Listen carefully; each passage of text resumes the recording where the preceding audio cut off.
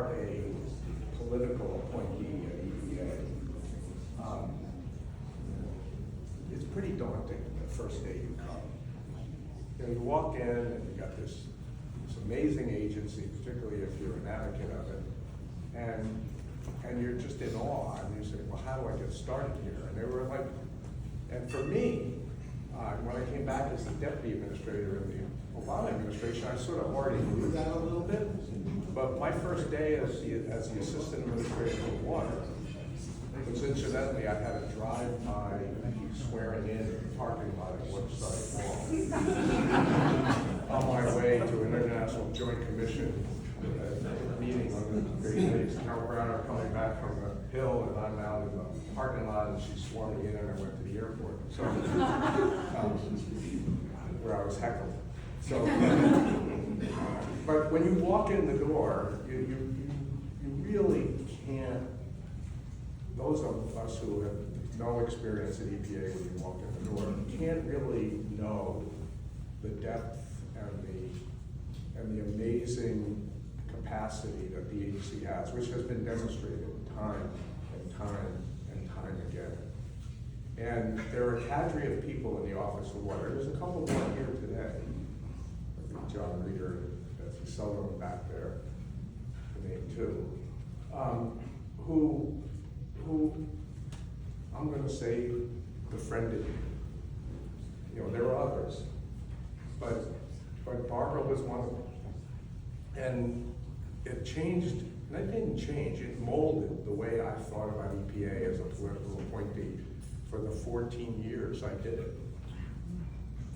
Longest anybody has ever done.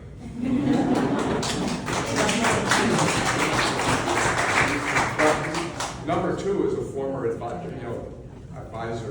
to EPA that we did this jointly, if you recall. So Barbara, I want to thank you for being one of the people that I could feel like I trusted. And that was the key thing. Our what I'm hearing is something I can trust. And I immediately knew from you, and I want to say there were others in the Office of Water that, you know, really took a hold of me and helped me understand EPA, but also, you know, the amazing mission that we were on together.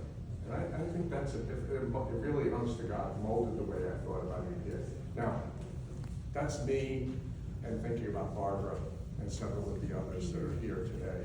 The same thing happened on every one of my adventures at EPA. But I need to say a few things about you. I mean, in addition to, you know, the fact that you meant that to me when I started, that you were somebody I could feel comfortable with, trusted, and you would tell me what I really needed to hear, which is a really important thing to do. Of course, some people don't want to hear what they really need to hear, but I did. So, you know, you did amazing work in the Office of Groundwater and Drinking Water, you know, Office of Science and Technology Policy and some other stuff, but also in the underground storage tanks and other parts of EPA, and on to other things in your career. You left not too long after I was there and did other things. League of Conservation Voters, working on the ranking system for our amazing elected officials up on the Hill, and how they vote on environmental issues. You should read the League of Conservation Voters. You know, my wife does volunteer work for the League of Wind Voters, and every time I go to one of the meetings with her, I keep calling them the League of Conservation Voters.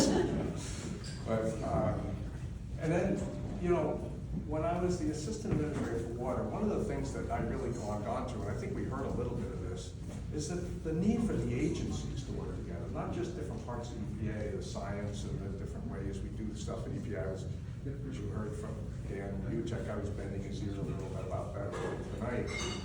But I glommed on to trying to help coordinate things on estuaries and coastal areas. And you were one of the people who helped me deal with coastal America, if you remember this whole thing with you know, looking at how we can extend the agency coordination at that particular level. I think people don't think about that, about you, about how you were involved with coastal America and some of the work that I ended up trying to get them to add a little bit more oomph to that whole process, the interagency stuff. So it transcended EPA, not just EPA, but also beyond EPA. So I want to thank you for also the heart and soul you put into this organization. When we started, and I can't remember what precipitated the creation of this organization. I'm trying to remember. It was some random thing, you know. Anyway, I'm not going to mention his name. So, you know, I got Linda Fisher, and I certainly, who's number 2 in the years of political appointedship in EPA.